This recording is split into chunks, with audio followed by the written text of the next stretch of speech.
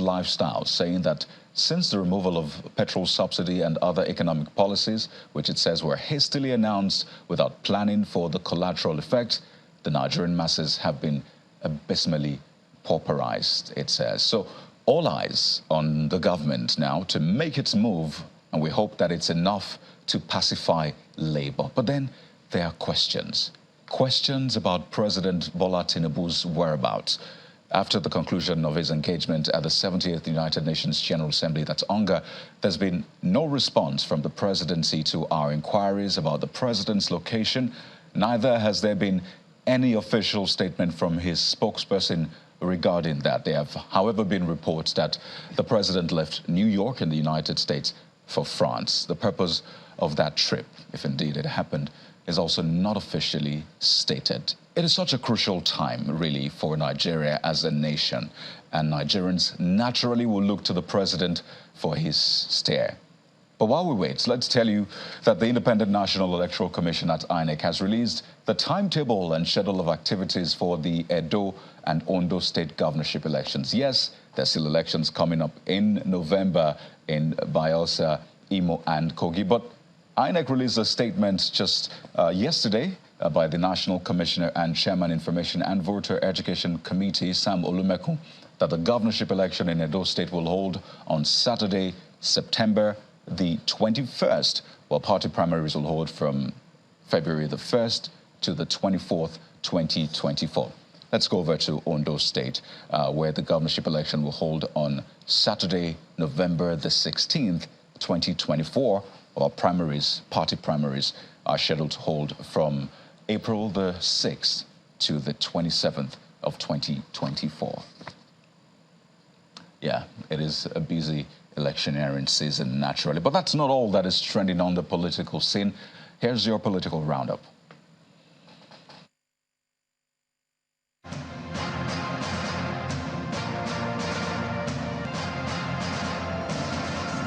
The Taraba state government says it's inherited an empty treasury from the previous administration.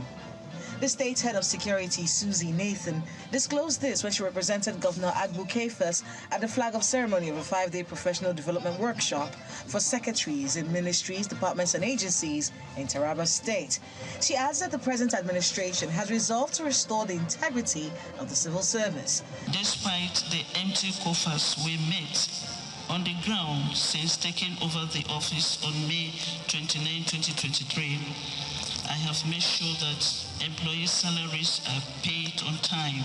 Ahead of the November 11 governorship election in Imo State, a political group known as the Okigwe Political Consultative Assembly in Imo State is urging Governor Hope Uzodimma, who is seeking a re-election for a second term in office, to redouble his efforts in actions that will benefit the state's residents, in addition to the already implemented policies. While speaking on some of the desired policies and changes during a meeting in Obo, local government area of Imo State, the group appreciates the government programs that have had positive impact on the people of Imo North Senatorial District, popularly called Okigwe Zone. Okigwe cannot appreciate Governor Uzodimma enough for the reconstruction of the 53-kilometer on Okigwe Road. There is no gainsaying that this road remains an incurable nightmare to motorists and commuters for decades. An All Progressives Congress support group under the auspices of APC Young Progressive Forum is calling on President Bola Tinubu to appoint 2 additional ministers from the Southeast region, noting that the region has the lowest number of ministerial representation in his cabinet. Speaking at a news conference in Awka, the Anambra State capital, the leader of the group, Mr. Pascal Kandel, explains that their demand is to ensure fairness and justice in the representation of all geopolitical zones in the present administration. With the nomination of Substantive Minister of Youth Development for Kwara State, non-central geographical zones with 6 states will now boast of 9 ministers, while Southwest with 6 states will now have 10 ministers.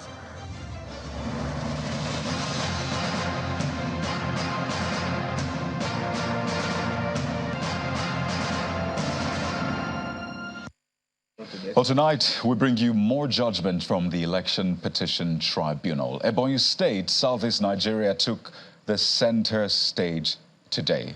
But then the tribunal sat in the nation's capital, Abuja, after the president of the Court of Appeal, Monica Dongbe-Messam, in April, directed that the State Election Tribunal be relocated to Abuja.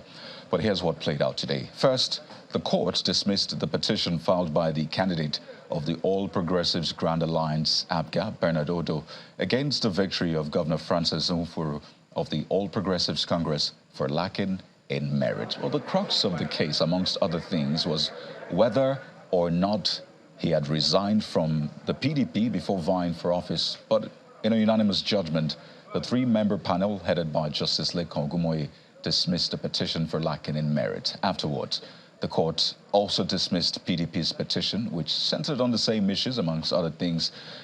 It was dismissed for lacking in merit, as there were pre-election matters.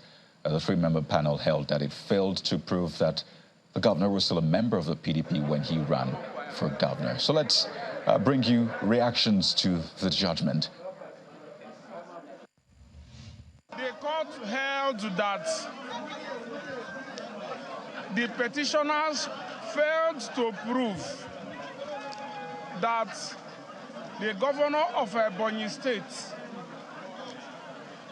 is not a member of the APC, but is instead a member of the PDP, which was what the petitioners had contended.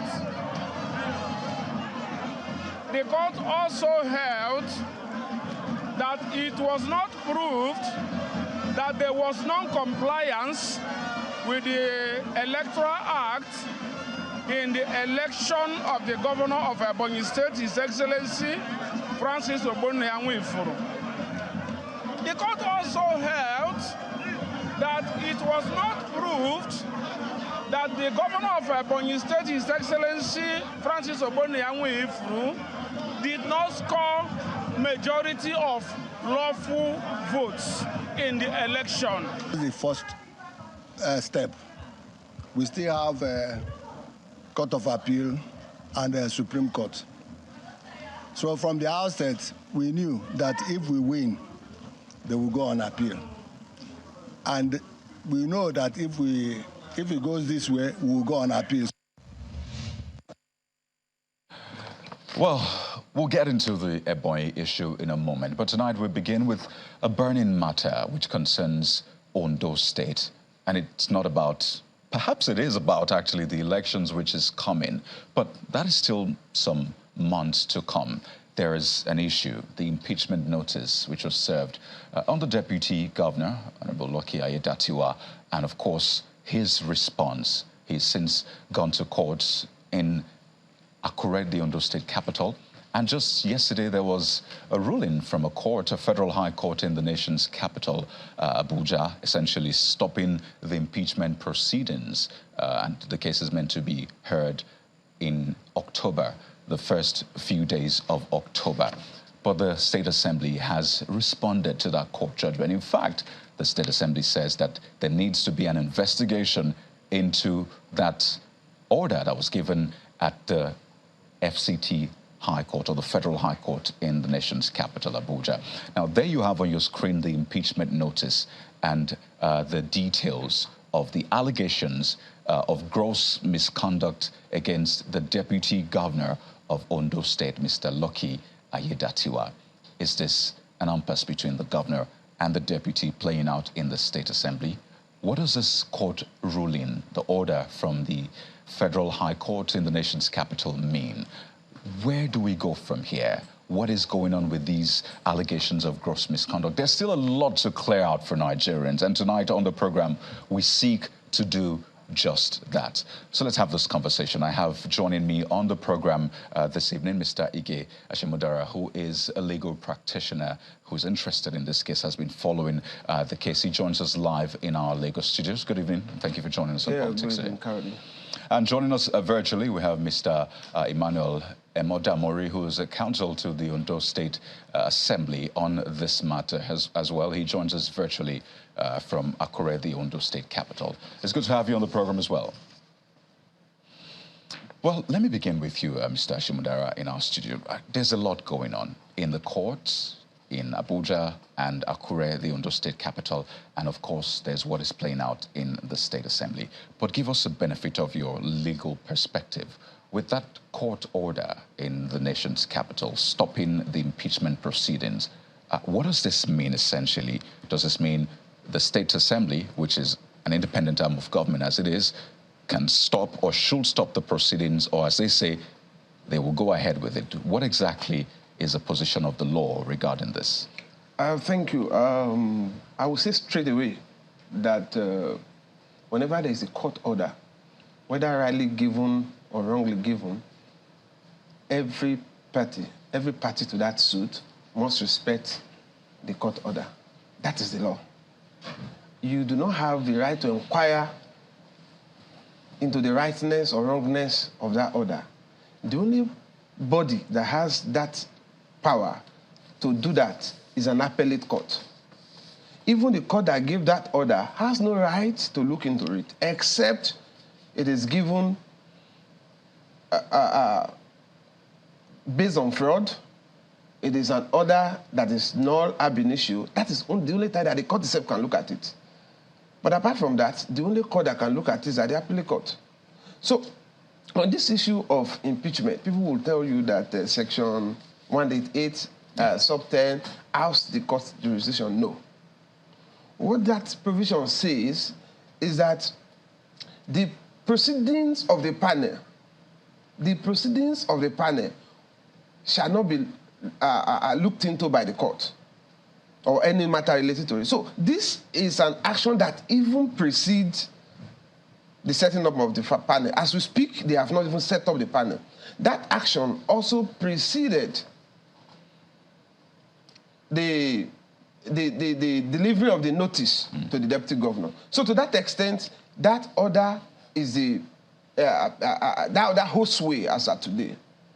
And I can tell you again, it is not correct for the State Assembly to sit in Akure and decide that they will not obey the court order, that the court does not have jurisdiction. In law, there's a principle called competence. That principle is that a court reserves the right to determine its own jurisdiction. If you challenge, if for instance they come to court and say Section 188 sub 10, how's the court's jurisdiction? You have to come before that court and challenge that jurisdiction. Let the court, they should go to the court in Abuja and challenge the jurisdiction of the court to entertain that suit. You cannot sit at the assembly and say the court has no jurisdiction. You know, the assembly put out a statement. By the way, these are some of the allegations, which we'll get into, very important allegations that we need to break down this evening. But, you know, in the response of the assembly, it says that, isn't this preemptive? I mean, the panel has not even listened to the deputy governor. He has not responded to those allegations. So, and it cited some Supreme Court cases that it has not even sat. So how are the allegations that there will not be fair hearing? Is there any proof placed on the table to speak to the case, the grounds of the case which were put forward? You see, one of the very serious issues we have in this country is the abuse of our legal processes and abuse of our institutions. In your introductory remark, you said maybe it's related to the next election, and then you said the elections are not even here yet. The truth is that the elections are upon us. And I can tell you that this is not unconnected with the permutations for the next election coming up in November 2024.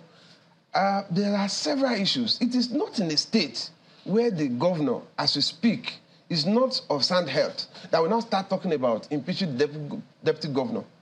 Who takes over? They are just trying to pave way for some sort of anarchy so that they benefit from this. And we know those persons who are behind it. This is a state where, as we speak, this same element, the House of Assembly, has refused to account for the oil derivation fund that they got from the federal government. Go to Elijah and I said, what they are doing, if you had gone through Lucky Aida to ask profile, you see that it's from Ondo South, Elijah local government. Now, part of their fear is that any Elijah Seldo man that is too close to government is not good for them. So they want to shut everybody out because those two local governments are the oil producing areas of Ondo State. Do you have proof for these allegations which you speak to? Which allegation? That they want to shut some people out. That has been their trend. At the appropriate time, we'll release it to the public. Okay, the question I ask particularly is just the propriety of this order or this ruling, because the case of Abaribe versus Abia State House of Assembly has been cited, where the Court of Appeal stated that it is wrong for the appellants to jump the gun by rushing to the court to stop his impeachment process on the ground of alleged breach of fair hearing, when the panel to investigate and hear him had not even been constituted. Now, you have just read a portion of that case. The issue is not, the issue upon which that action was taken was not fair hearing. It was abuse of the processes of the House of Assembly. So there are two different things. And beyond that... So, pardon me. So let's speak to that. If you say abuse of the processes, so what processes were abused? Now... Or tell us what the processes are. I mean, is it the 1/3 or whatever, 2/3 provisions, how they're meant to serve him the notice? Tell us those provisions and which of them were breached. Now, the processes that I meant is that, you see, you don't begin an impeachment process by going to the media, by going to the social media. What they wanted to do is to, first of all, call a dog a bad name in order to hang it. So the first thing was to demarcate him in the media space, and then look for a way of slotting. You remember that I watched Mr. Boade Boruwa, Senior Advocate of Nigeria, on this program, I think about last week. And part of the allegations that were circulating in the media, which he also reeled out on this program, was that they were saying that he collected 300 million naira for the purchase of armored vehicle. As at today, the impeachment process which was served does not contain that allegation again. They are now doing what we call fishing, looking for all sorts of allegations that they can reel wherever they can reel it, and then level and then heap it on him. So the truth is that they are just misusing that power that has been given to them by law. My question is about the process, and I'd like you to identify the parts. I mean, you speak to media. The statement which was put out by the Assembly says that, in fact, they did not release the allegations on which they're trying to impeach him up until he was served, because they wanted to respect him. So if you say that they were released to the media or there was a media trial, on what basis, what proof do you have? And I'd like you to speak particularly to those areas you think were really breached in the process of impeachment. Now, you see, the provision of Section 188 is clear on the procedure, the setting up of, the 1/3 signature collection. Which they say they met. Which they have done. Yes, they got 11 out of 26, so that is sufficient for 2/3, for 1/3. Then the next stage is getting the CJ to set up the 7-man panel, and then after that, there's another, after the 14 days, there's another 7 days procedure for the investigation, all of that. Now, we have not even gotten to that stage. The stage that they are now is that they have just served the deputy governor. Now, look at those allegations. I don't want to go into the merits of the allegation. Right. But you will see that those allegations that were flying in the media space before now had changed. Because indeed, those allegations have no basis, whether in law or in fact. And all of these are targeted at the politics of 2024. Nobody is saying, nobody is assuring APC that APC will get Ondo again. Nobody is assuring them. But they should not set Ondo on fire because of their political intrigue. This is a state where the governor has been away for more than 3 months. He came back, we have not seen him active, and nobody is talking about that. Nobody is talking about the whole of Ondo South. South has been blackout for the past 15 years. No electricity enjoyed by any of the 6 local governments in Ondo South. And the Assembly is not looking at that. The 60% derivation that should go to the oil-producing area from the 30% oil derivation, nobody is accounting for it. As I speak to you, there's no there's no single project of OSOPA, the Ondo State Producing Area Development Commission, which is like a replication of the NDDC at the state level, has no single project in the whole of Elijah. So this is the issues you raise are issues of governance. Yes. So is this an indictment then on the governor himself? On the government of Ondo State generally, not just the governor. On the government of Ondo State, including the governor. Of which the deputy governor is also a part of that government. Yes, he is. But you see, that is a problem. You know when I'm not absolving the deputy governor from the misgovernance, but you know that in Nigeria, the deputy governor or the vice president is more or less. How do I describe? I don't want to use the word that is derogatory, but it's more or less an office where you just sit down and look and take instruction. If like one fellow said the other time, you don't want to say something, your guy at the top says another thing. So the deputy governor does not have, how do I put it, does not have that power to go out without the governor's permission. But he has the freedom of expression. If anything is not going right, at least, if not to his principal, he owes it to the people of the state to speak up. Yes, he does. So why hasn't he spoken up if indeed what I don't want to, I'm happening? not here to defend the deputy governor. But what I would tell you is that this is a deputy governor that the governor was away for 3 months. He came back about 2 weeks ago. We have not even seen him after that. He relocated our government house to Ibadan. We've not heard from him. And the man, at least as far as we know, acted loyally to him. And then only for us to start seeing impeachment notice. So if he acted this loyally and faithfully, and they are putting forward impeachment for him, how much more when they start challenging his principle? So these are the issues. Well, they are political issues, but it should bother all of us. And ultimately, these are governance issues. Yes. Because the people of Ondo State deserve good governance. That's why they go out to vote in any case. Well, we expect Mr. Emmanuel Modamori, who is counsel to the Ondo State Assembly, to join us on the program. I understand we've now established connection with him. Thank you for joining us on the program, Mr. Modamori. I'm sure you followed the conversation, and I'd just like you to respond to some of the issues that Mr. Ashimudara raised here on the program.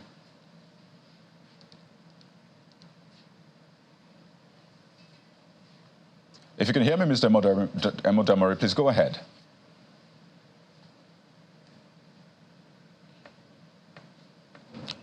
Right. We'll try to reconnect, or at least reestablish connection with Mr. Modamori, because quite major issues raised there. Oh, yes, we can hear you now. Please go ahead. Your opening comments. Well, he has said that the court's ruling first is binding on the Assembly, and he had raised some issues with the procedure which the State Assembly is going through in at least pursuing this impeachment process. Your thoughts? Unfortunately, I couldn't connect you in time, and I really regret that, but it appears you're asking me for the procedure. The procedures are outlined in Section 188, subsection 1 to 11 of the Constitution. First, you need one-third members of the House to initiate what we call the impeachment notice.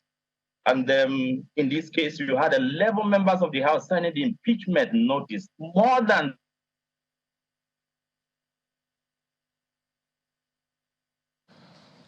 Oh, dear. Not to worry. We'll get back to that. But you wanted to comment, Mr. Ashimudara, on that point. I don't know if you wanted to respond to the point you made. But it looks like we've not been quite clear on your point about procedure. And I also want you to speak to the separations of power here.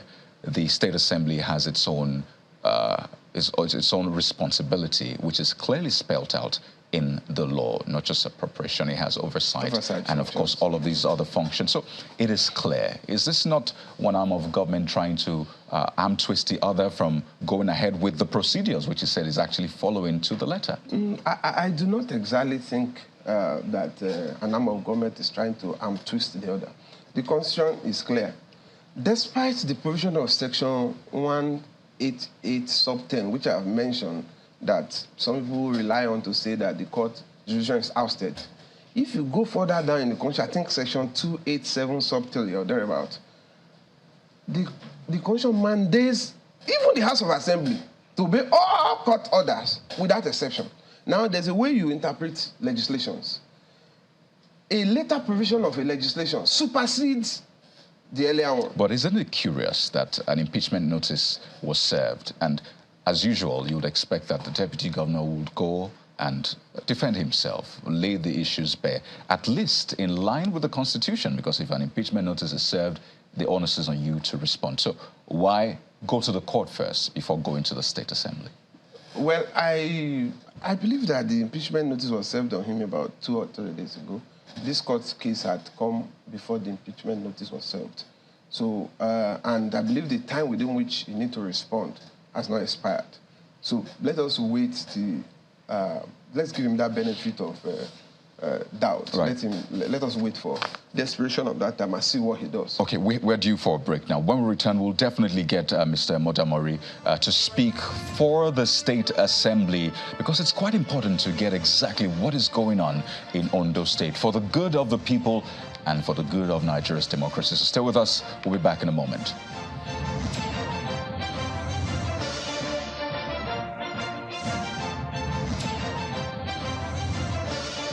Cowbellpedia has been showcasing the smartest kids from around the country.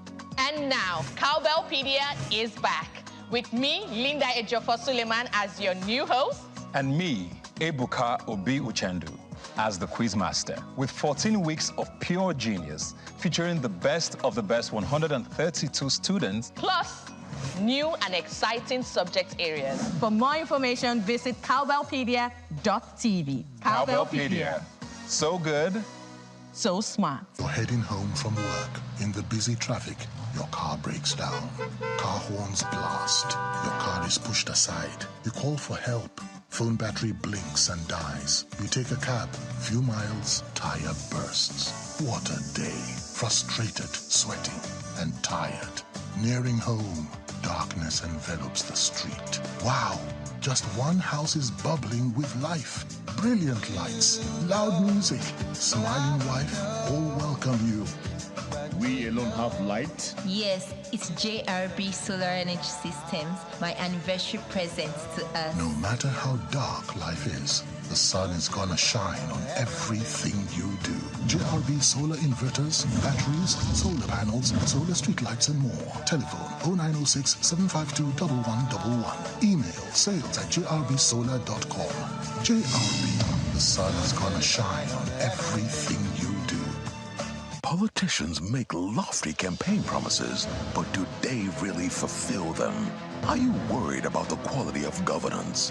Do you know how to hold your public officers and politicians accountable? As a Nigerian, do you even know your rights? Many questions begging for answers, but don't you worry. We've got you covered. We bring you Democracy 101 in 5, your reliable and easy-to-digest guide on citizens' rights, government's responsibilities, rule of law, holding government accountable, and all things democracy. Democracy is more than elections. The real essence of democracy is what plays out after the elections. Democracy is about making government work for you. Watch Democracy 101 every weekday at 7:55 p.m. and Sundays at 8:55 p.m. on Channels Television. Democracy 101 in 5 is an initiative of Yaga Africa with support of the UK Foreign and Commonwealth Development Office, FCDO.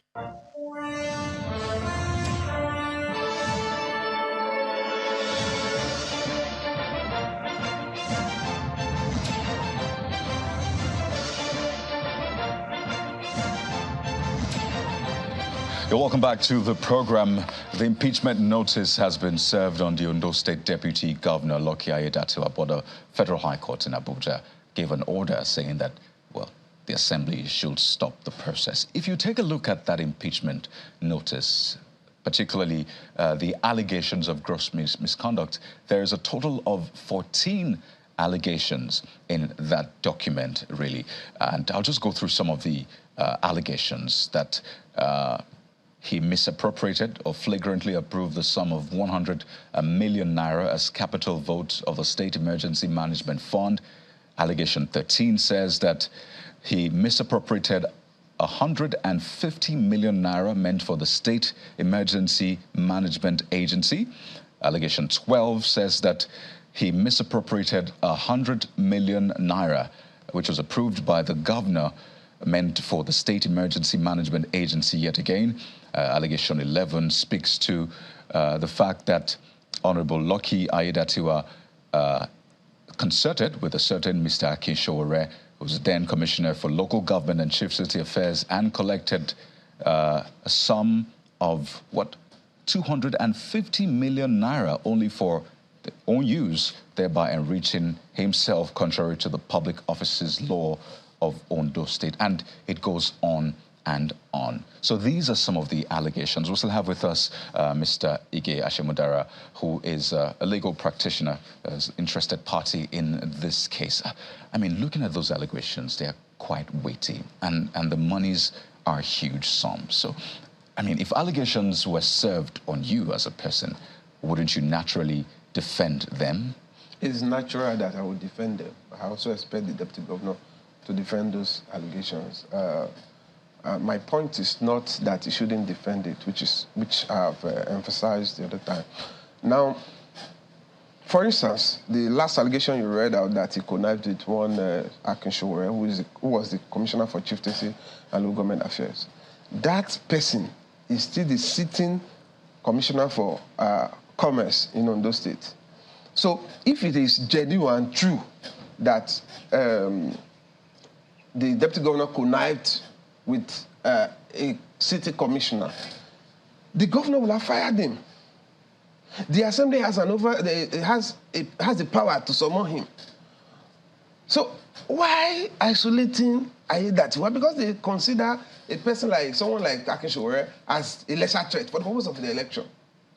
So you think this is all geared towards the election? I so believe. Let's speak with Mr. Modamori. We have him back with us. And I'd like you to respond particularly. I've read some of the allegations put out there, and he says that, well, if other names were mentioned, why not go after those other names as well?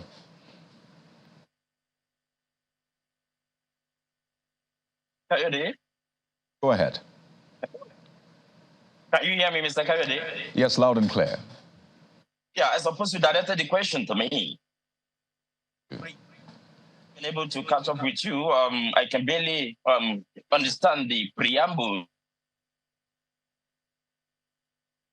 Oh, well, it looks like it's a function of the connection, really. But we'll try to have this. Perhaps you might want to change your bandwidth, which appears a little bit challenging, so we can get answers to some of the questions raised and get more insight into this matter. But I'll come back to you, Mr. Ashimudara, because you were making that point before I went back to Mr. Modamori. So these allegations are there in the public. But you said that he had gone to court before the impeachment notice was served. But, I mean, this impeachment notice, the talk about it, had been on since last week. So when was this case instituted? I understand it was served. Today is 27th, isn't it? I understand that it was served on 25th. That court case had preceded the service of that notice. Because I spoke with the spokesperson of the State Assembly last week. As of last week, it was not served. As of last week, but they had actually prepared that. They had moved the motion last week, so it was already out there. Yes, it was aware. Yes. But you see, and that's why I needed to go read Section 188.10 very well.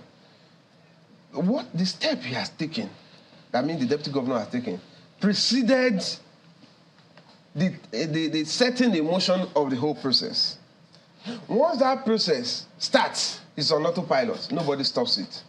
But if you are taking an action before it starts, then your action can. So we should allow the courts to interpret this.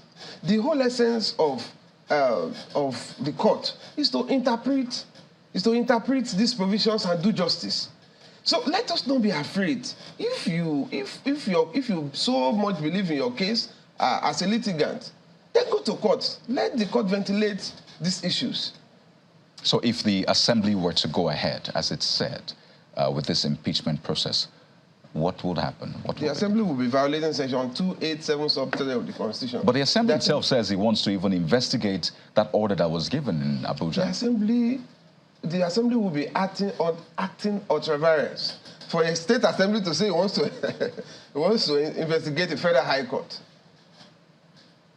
Is it wrong to seek to get to the root of the matter, perhaps report the judge and find out what exactly went on, rather? No. It's a different thing if the assembly is saying that the body set up for the purpose of supervising and disciplining the judges is going to be contacted for investigative purposes and all of that, than for the assembly to say we are going to investigate. Who give the assembly such powers? Okay, they're just appropriated to themselves a power that the law has not given to them. Let's expand this conversation, because it doesn't just concern the legislature; it also concerns the executive, because the governor of Ondo State is actually a party to the case that was filed.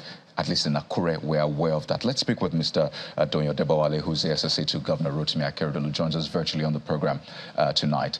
Welcome to the program, Dr. Odebowale. So, he has raised some very vital issues. One, I recall the last time we had the conversation, there was a certain talk about 300 million naira SUV, which the deputy governor had sought to purchase. But that particular allegation is not in this impeachment notice, and he raised that point. So please, you've watched how this is going. I imagine that Governor Rotimi Akeredolu is also aware. What is his position on this whole process? Well, thank you very much for having me. I need to make some quick clarifications. The House of Assembly is a separate arm of government. And the notion that the governor is the one controlling the House or the one initiating the process is unfounded.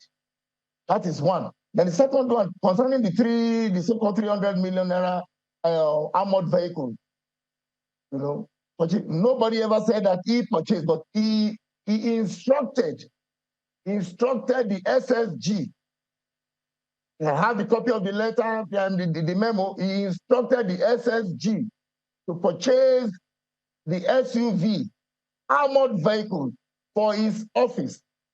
And the value of that is 300 million. Then maybe I should quickly also add this, that he had requested that the governor should purchase this for his office before the governor departed. And the governor, in his video, said, look, you should wait, because he requested for 4 vehicles. He requested for a Hilux van, he requested for an SUV, and he requested for articulated vehicle, and a bus, hired bus. The governor approved 3 before he traveled, and the deputy governor received 2 out of the 3 approved by the governor. So when the deputy governor got the wind that the governor will be returning during the last week of August, he called the acting permanent secretary in his office, one Mr. Ojo, to write to him requesting that the armored vehicle the bullet resistant vehicle in his office is no longer functional, and that they should get a new one. And he approved it. He sent it to the SSD. That was what we said. And I said it's a gross abuse of office. It is an act of disloyalty, because he knew that the governor would come back, and the governor had said, look, wait, there is no money. So where was he expecting the money to come from? He did this, he approved it for himself on the 23rd of August, 2023. After the state had received the palliative funds, there was no funds elsewhere. And you don't spend 300 million naira. You don't buy either armored vehicle or ordinary or anything without appropriation. The governor, pardon me to come in here, Dr. Odebowale. There's still a number of issues I'd like you to respond to, but does that mean that Governor Akeredolu considers his deputy as a man of questionable character? Well, I will not say so. I mean, because you see, I wouldn't want the governor to be misquoted. But I'm saying that, you see, he who wants equity must do equity. And equity follows the law. And you may say anything about the governor. Maybe they are playing politics. Why not? And why not? They are politicians primarily. If it is about 2024, that is their problem. But when the evidence is ocular, I've always said this, there is little you can do to adumbrate Once you have things reduced into writing, for instance, somebody asking that the office of the Commissioner for Finance should give him millions of naira to buy tires. He received this money, and within a short while, he wanted to buy the same tires again. You have facts, and people are saying that we should not look into that. So this has nothing to do with the governor. The House of Assembly has the duty to perform its oversight function. After all, it is this House which appropriates funds that they spend. So he made a point earlier on that, Mr. Shemudara, that the allegation of the 300 million naira said to have been requested to purchase armored SUV, why was it not included in the impeachment notice, particularly the gross misconduct, which was stated, 14 of them? Why wasn't that one particularly included? Only the members of the House can tell you that, because I was not privy to what went on in that House. I was not privy. But I got the memo sent to the office of the SSG, among several other things. You had just 14 allegations. There were several other things, petty ones. Petty ones. So you see, this idea of accusing a man who has been regarded as incapacitated, as becoming a vegetable, they even sponsored his obituaries more than 6 times. I think it is wicked. It is wicked. Defend yourself. When did the governor then, when did he get wind of these issues? When did he start thinking, okay, maybe my deputy needs to be looked into? Because it looked like they've had a cozy relationship ever since the beginning, at least the start of the second time out. So when did he begin to notice these issues? The issues concerning these allegations? Concerning his deputy, the issues that are now being impeached at the State Assembly. Well, you see, the governor has no bone to pick in this one, in this current fight. It is the House of Assembly. And the House of Assembly, you can see the allegations. You can see specific references made to acts of malfeasance, recklessness. So it is incumbent on who is being accused now to discharge that onus. We are saying, okay, you have acted irresponsibly. Like I mean the House, the representatives of the people. I say you have acted irresponsibly. When you don't have electricity in Ilaje, you don't have in Okitipa or in Bobini, where my wife comes from, it is for this same reason that people will not do what is correct. That you don't act responsibly. Come and tell us why only you will collect 10 million for 2 days of, we collect millions of naira for a trip. You will not make. You want to go to your village, you collect millions of naira. You know what is unreasonable? So when they say this, and you now rush to court, you did not only go to High Court, Abuja, Federal High Court, because you lack faith. You don't believe in State High Court, Ondo State High Court, where you are deputy governor. You don't believe in the judicial system of Ondo State. You went forum shopping. You went to Abuja to restrain the House of Assembly in Ondo, and you don't see that as wrong. You now cleverly or otherwise joined the Inspector General of Police and the DSS. You have the Commissioner of Police in Ondo State. You have the director. Well, you're also a legal practitioner, and I wonder if you don't think that's an indictment on the court, particularly Justice Emeka Nwite of the Federal High Court, who restrained the State Assembly. But in line with that, there are 2 issues I want you to quickly respond to. One, allegation number 11 mentioned a certain Mr. Akinshowore, who Mr. Shemudara here now confirms that is the Commissioner for Commerce Industry in the state. And if these allegations are weighty enough and the governor is aware, why hasn't he taken action on his commissioner who is mentioned here? Why just the deputy governor? May I tell you straight away that, you see, before the governor took ill, I think the penultimate ESCO meeting held, the issue came up. There were petitions written against the deputy governor and Mr. Akinshowore of gross misconduct. Those who wanted to become first-class traditional rulers, they were levied. They were collecting palm oil, collecting yam, they were collecting this. In fact, they became Orisha. They were collecting all manner of things. That is a fact. Go and get the minutes of the health committee. And because of the intervention of people, they moved him from Ministry of Local Government and Chieftaincy Matters to Commerce. And the deputy governor was stripped of the sole responsibility to take charge of local government, as it used to be.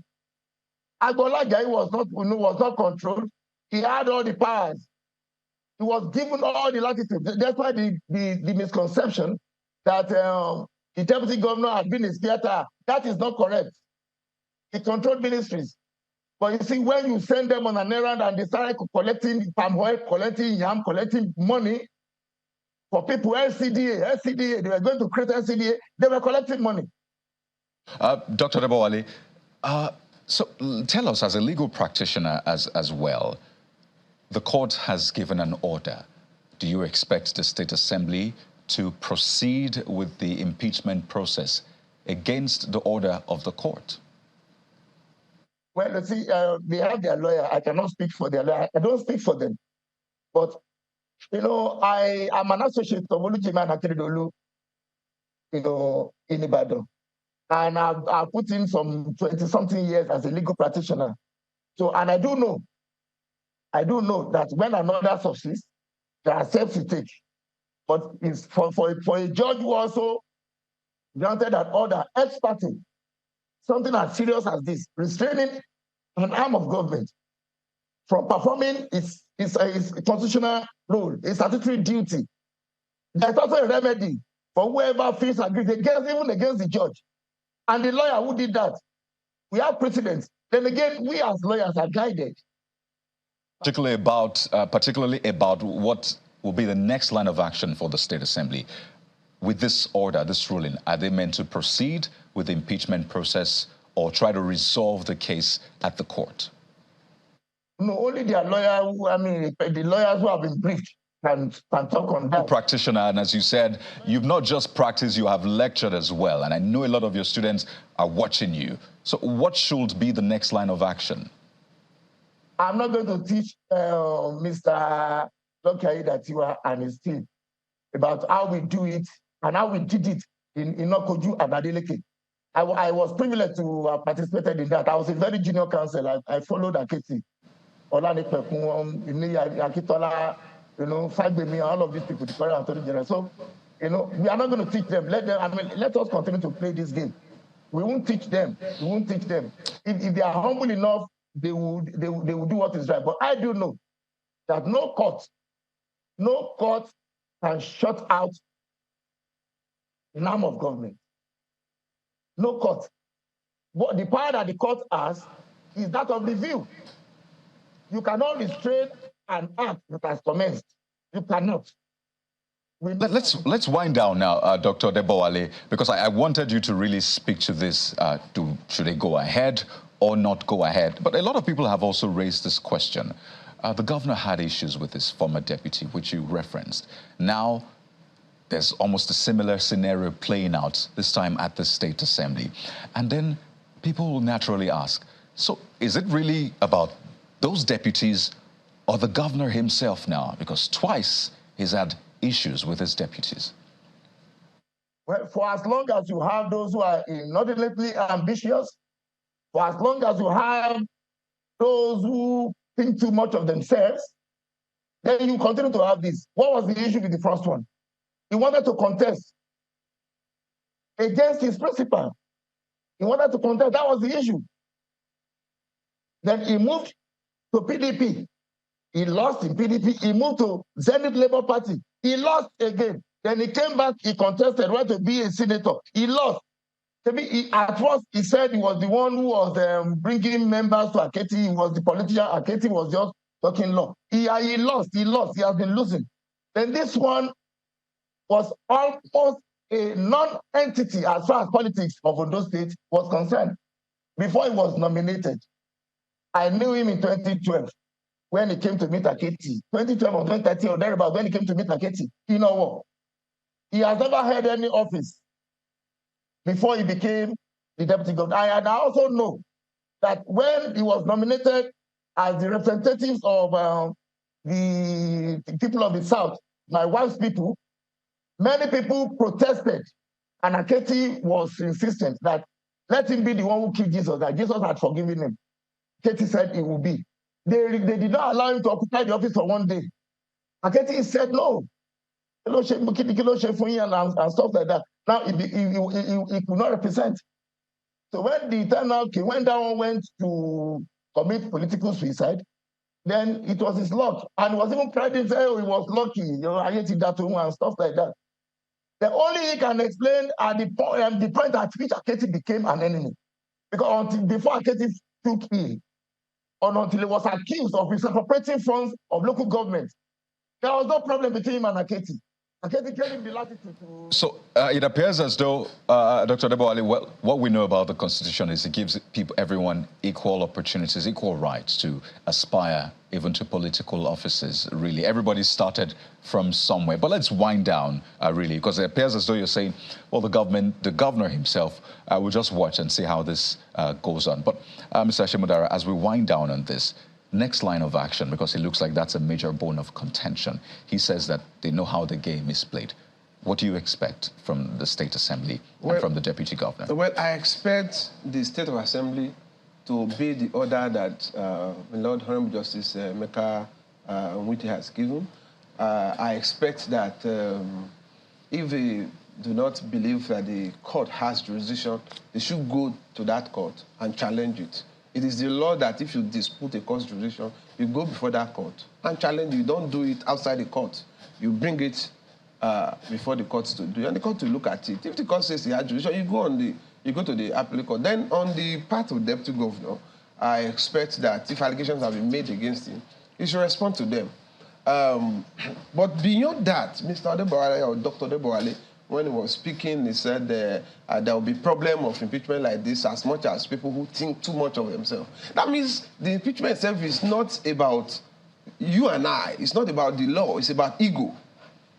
So the deputy governor does not have the right to aspire. If he aspires, this one is not aspiring. The other one, Agbola, they say was aspiring. This one is not aspiring. There's a problem because it's not aspiring. So we don't run a government as if we are driving slaves.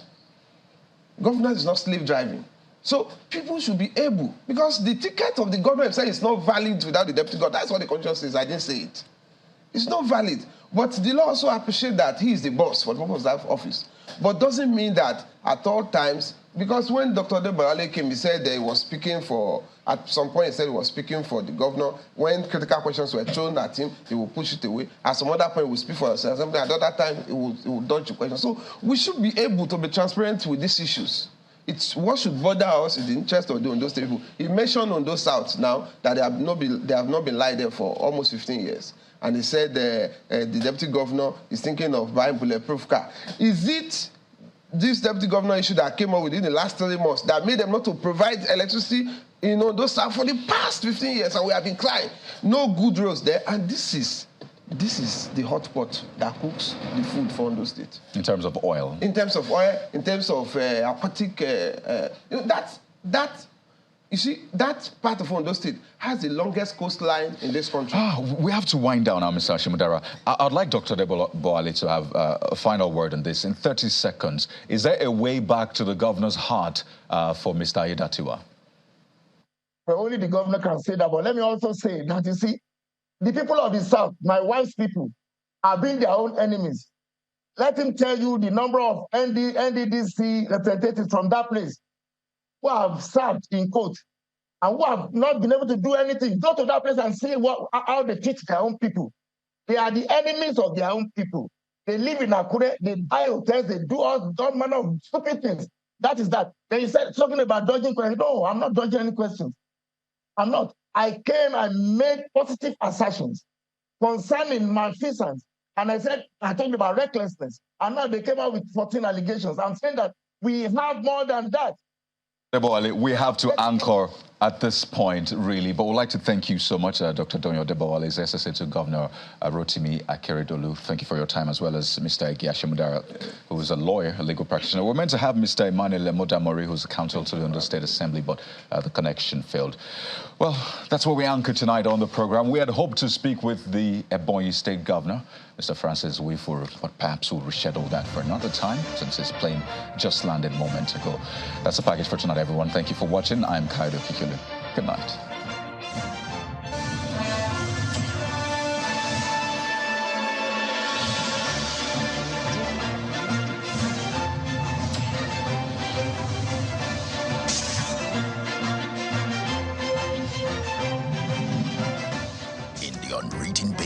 Of extreme opulence lies a well-tailored art of contemporary living. Comes another breathtaking architectural masterpiece, a waterfront property masterfully created by a visionary team of world-renowned architects crowned with premium fittings. Leonardo is about to offend every iota of mediocrity with Fendi. The Leonardo now sells at a 25% price off. Forget every notion of luxury you've ever known. Own the Leonardo.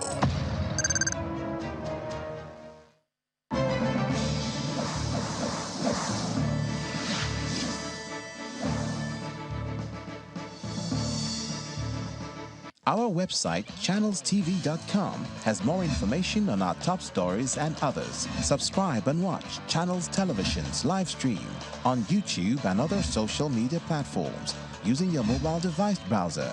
Or download the Channels TV app for Android and iOS devices from their respective stores. You can also watch us via your smart TV platforms on Apple TV.